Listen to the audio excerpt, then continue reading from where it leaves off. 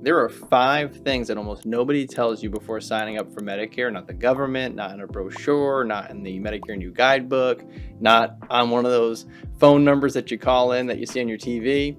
And each one of these can actually quietly change your retirement landscape of what that looks like for the rest of your retirement. Hi, I'm Joseph Pate, better known as Medicare Joe. My team and I have helped thousands of Medicare beneficiaries navigate Medicare the right way, and in this video I'm going to walk you through the 5 things that nobody really knows or is told before signing up for Medicare.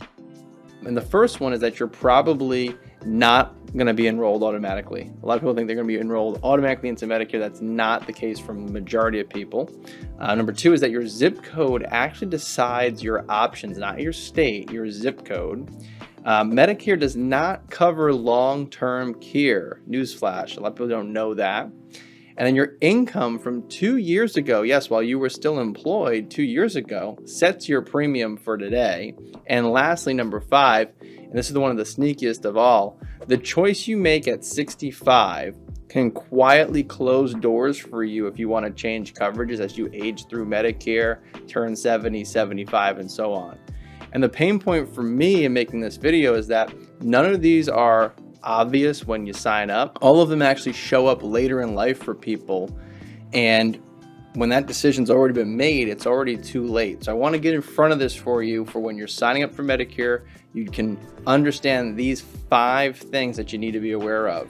Every one of them affects a decision you make at the start of Medicare. And it's very hard, sometimes impossible, to unwind them later.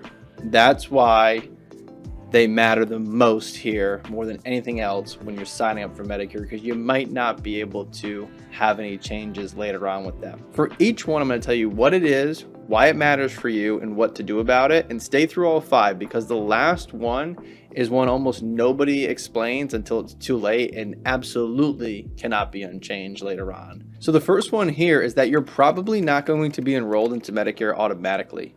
Most people assume that they're turning 65, they just automatically get signed up for Medicare A and B, and that's not the case. That's only if you are receiving Social Security benefits prior to turning 65 will you be automatically enrolled.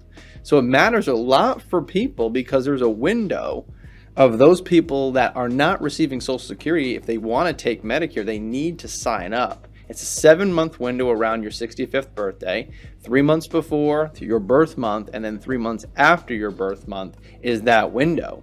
And why that matters is because if you miss that window of enrollment because you assume that you were going to be signed up for Medicare automatically at 65, they charge you a 10% late enrollment penalty for every year you're without coverage for the rest of your life. You're without coverage for a year, it's a 10% upcharge on your Part B premium for life. 2-year late enrollment, 20% upcharge on your Part B premium payment for the rest of your life. So what to do about it and how to make sure you get this right. Set a calendar reminder specifically for 3 months before your 65th birth month. That is when you're going to start the enrollment into Part A and Part B. Online is the easiest through the SSA.gov website, so you can get enrolled by the age of 65 if you are going to be getting onto Medicare at that time. Again, you're only automatically enrolled into Medicare if you're receiving Social Security prior to 65. Now, number 2 is going to be that your zip code decides your options. Medicare Advantage plans, Part D plans, even your Medicare supplement pricing is all going to come down to not just your state, your zip code. Okay, you can have 2 towns 20 miles apart from each other that have completely different plan options and access options for Medicare. So this really matters for people because, a plan that your brother, sister, neighbor, whoever is on, they like, that same plan may not be available to you in your area. And in retirement, we see a lot of people downsizing, moving, getting closer to grandkids, family, right? Snowbirds going to warmer weather. Your Medicare options move with your zip code, not with you. So you need to have a plan that fits that perfectly because your coverage options are going to be limited to whatever zip code you're in. So what to do about it? Anytime you're shopping Medicare, run it with your actual zip code. And more importantly, let your agent know if you're going to need open access beyond that area because you do travel, because you do see the grandkids, because you have multiple homes perhaps. You want to be able to have a better plan that has a more flexible network outside of just your zip code at the same time. You want to make sure your drug plan has access to multiple pharmacies in those different states if that's the case for you. So you want to make sure you're shopping Medicare around your zip code, not your actual state. So number 3 is going to be that Medicare doesn't actually cover long-term care. If you or your spouse ever need in-home health, assisted living, nursing home stays that happen, Medicare is not paying for that. What Medicare does cover is what's called short-term skilled care. If you have like a medical event that triggers you to have a short-term stay for skilled care, they will only cover you up to 100 days. And again, only under certain conditions does that apply. That is not long-term care, that's a short-term rehab. They're two completely different things. So why it matters is because a lot of people that need long-term care, it's one of the most expensive things that can happen in retirement. And the vast majority of people that I see on the retirement side, they're planning for their needs now, their monthly expenses that they have now, what their health care is going to cost, what their trips might be costing in retirement. But a lot of people leave this box unchecked because they do think Medicare has some coverage for it or will cover it in some capacity. And that's just a conversation that a lot of people aren't prepared to have because it doesn't. And you need to have an understanding of how that's going to be covered for you later in life so you don't run out of money in retirement. It's one of the number one reasons seniors run out of money is because of a long-term care event. So what to do about it? Long-term care is a conversation that belongs outside of your Medicare, first of all, and it could be looking at a couple of different things. You can look at products, sure. A lot of people that we talk to that are 60 plus, products sometimes is a good fit. A lot of times there's also the option to self-fund. A strategy to self-fund would mean you using some of your retirement funds or assets as an option to self-insure in a way. And it's important to understand that those two things work very differently, number one. But number two, some of those also come with being able to have to health qualify to buy those plans or those options, right?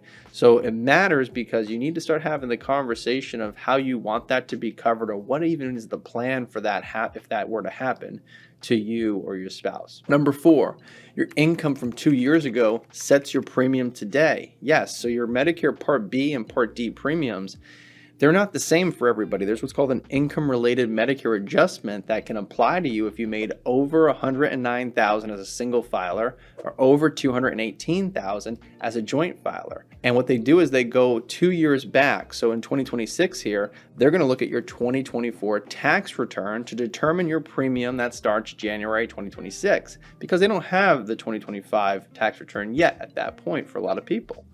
So they go 2 years back.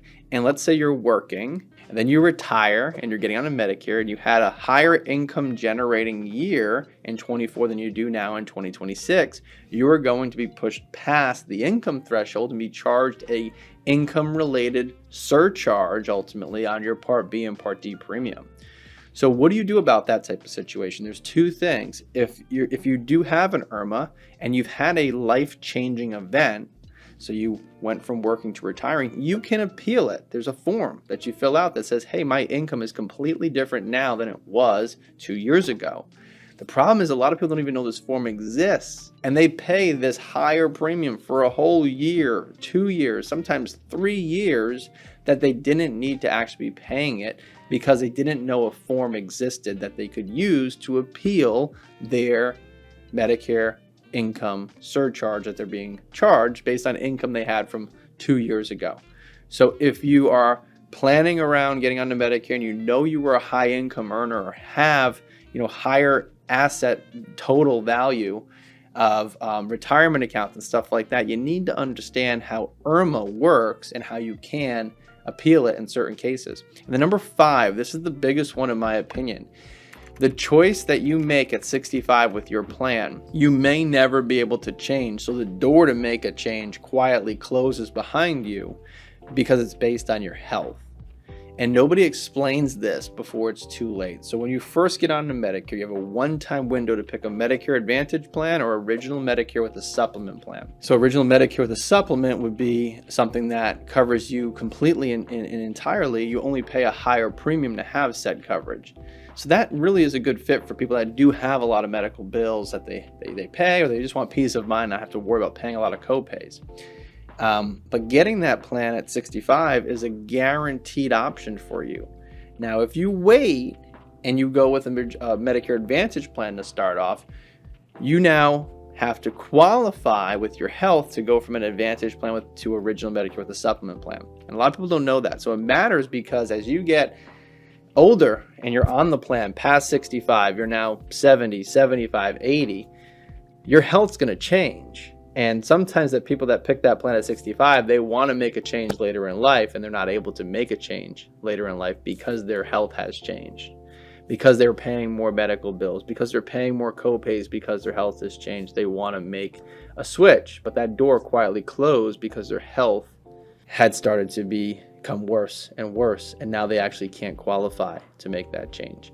So what to do about it? You need to just know your window before you actually get onto Medicare. And if keeping maximum flexibility matters to you, if having all of your medical co-pays and everything covered for you for your entire life is important, you need to be transparent on explaining why you picked one of those options over the other. So why did you pick Medicare Advantage over a Medicare Supplement, or a Medicare Supplement over an Advantage plan? You need to be 100% transparent to why you made that selection. Because if you can't and you don't know why you did that, you're probably missing out on something there. And it might come back to bite you later on within your life of being on Medicare. So these are the 5 things really that everybody needs to know and that nobody really tells you before you sign up. Every one of them is decided at the start of Medicare, and every one of them is hard to fix later on once you're on Medicare. Some of them you can't change at all. So if you know someone that's approaching 65 or somebody already on Medicare but still might be confused, share this video with them. Most people never get told these 5 things, and they are extremely important to know because they can cost you a lot more money on Medicare, and some of the changes are permanent. And if you need help with your Medicare, there's a link below. You can book a call with one of our team members. We'd be happy to walk you through your situation, understand where you're at and where you might need some help. And if you found this video of value, hit that like button and give us a subscribe. That will notify you whenever we post new Medicare videos to this channel, which we do weekly. If you have a question, drop them in the comment section below. I personally go through those, answer them, get you an answer as soon as I can. But if you have questions, definitely drop them in the comments below. Again, I'm Medicare Joe, and thanks for watching here today.